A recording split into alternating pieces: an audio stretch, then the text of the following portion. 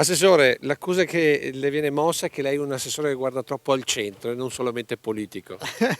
Sì, la prendo sorridendo proprio perché è un gioco di parole, no, non guardiamo solo al centro e non guardo solo al centro. Diciamo che il centro aveva delle priorità. Si sentono dimenticati i quartieri di Treviso, dimenticati dall'assessorato alle attività produttive che guarderebbe solo dentro le mura per rilanciare commercio e soprattutto incentivare la riapertura dei negozi, che invece continuano a chiudere nelle periferie, dove vuoi per la popolazione sempre più anziana, vuoi per rianimare spazi altrimenti dormitorio, dovrebbero invece essere quasi coccolati dal comune come risorsa sociale alla comunità. Comitati che sottolineano che controlla più una vetrina accesa e un po' di movimento di un bar o di una rivendita di generi alimentari che una pattuglia di ronda per strade vuote e semibuie. Sì, i negozi in periferia chiudono non soltanto per colpa di Treviso, se mi permettete, ma per colpa anche di qualche centro commerciale qui vicino che oggettivamente non sta aiutando. E a proposito di aiuto, da chi combatte ogni giorno fuori mura per mantenere aperta l'attività, arriva la richiesta di agevolazioni in termini di tasse e sgravi, ad esempio sull'asporto rifiuti.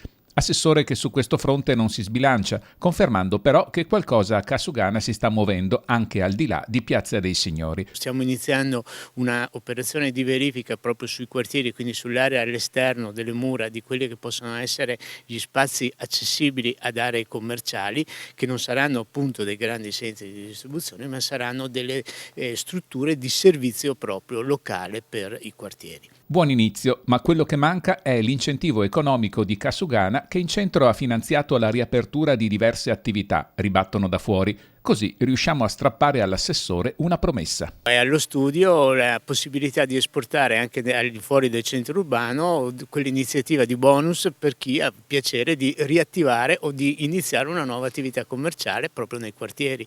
Ci stiamo studiando e non è detto che a breve non arrivi anche qualche sorpresa.